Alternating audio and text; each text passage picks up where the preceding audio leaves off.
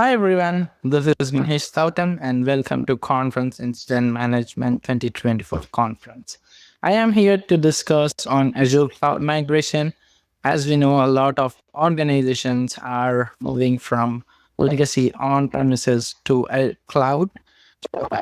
Discuss strategies, practices, and promises of implementation in most of the so I think about this and so I learned about I started my study for the team then strategies, comparison of the strategies, and how could we successfully migrate our structures and then best practices and how to mitigate them, performance optimization, and then a case study with conclusion. So, starting with introduction. So, the rapid evolution of cloud computing has transformed the way enterprise manage their IT infrastructure, with Microsoft Azure emerging as one of the leading platforms for cloud adoption. Businesses across the globe are increasingly turning to the cloud to unlock benefits like enhancing the scalability, cost efficiency, and operational agility. By migrating to Azure, organizations can reduce their reliance on traditional on-premises data centers and capitalize on the flexibility that cloud solution offers. Despite many advantages of cloud migration, the process can be complex and we could fought with challenges. A recent Flexera report indicates that by end of 2024, 83% of the enterprise workloads will be hosted in the cloud. Yet many organizations faces difficulties during migration. These challenges often include unexpected costs, performance degradation, and technical incompatibilities between legacy system and cloud platforms. Addressing these obstacles require thorough planning, a deep understanding of migration strategies, and continuous performance optimization post migration. I want to bring this and talk about Azure Cloud migration strategies. So, what are the strategies we do have? We have hosting, refactoring, re-architecting, rebuilding, and replacing.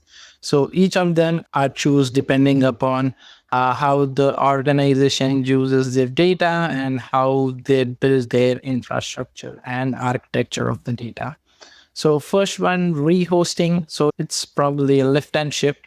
We move all the application with minimum changes. It's a quick, low risk approach that help businesses exist their data centers.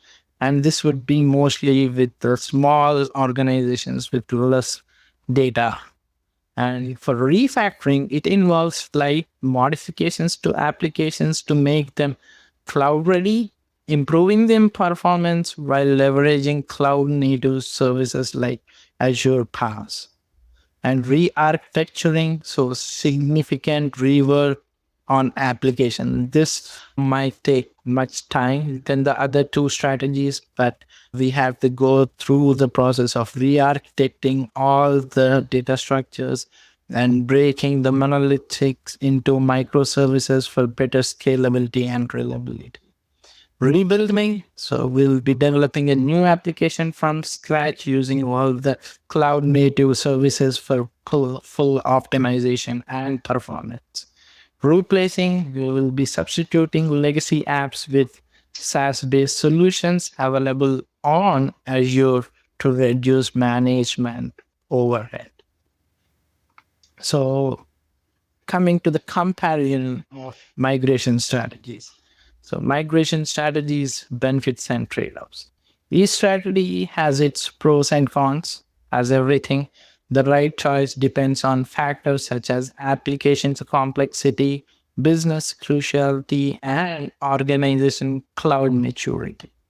Rehosting, it's faster approach, but does not leverage full cloud benefits because we are just lifting and shifting it. So we might be missing a lot of pros that we get with cloud migration or moving to cloud. So we can't get all of them in rehosting strategy. Refactoring introduces cloud native features with medium complexity and implementation time. Re-architecting, this is the strategy where we start getting to most of the cloud advantages, but require high time and effort because we have to start it from architectural stage. Rebuilding, it offers the greatest cloud benefits, but again involves significant resources and times. Replacing suitable for non-core business apps where moving to SaaS can be cost effective and fast. So coming to the planning for a successful migration. Planning and assessment, key to success. Through planning and assessment are essential for a smooth migration.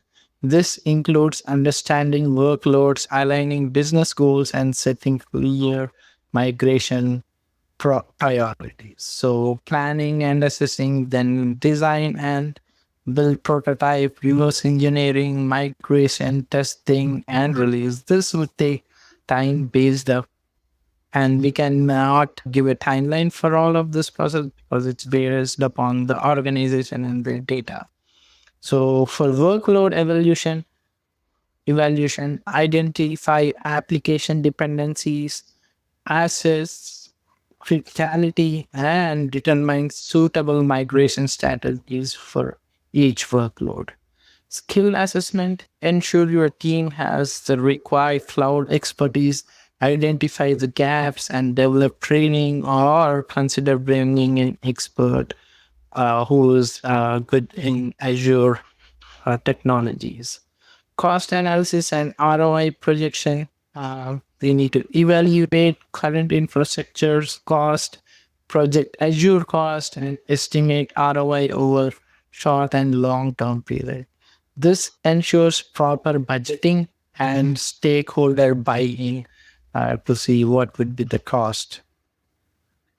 Coming to the best practices for Azure migration.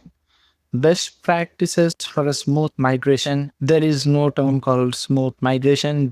We would be facing issues while doing this, but we can mitigate them. So if we follow these steps, we could try to mitigate most of the issues that we come up while doing the migration.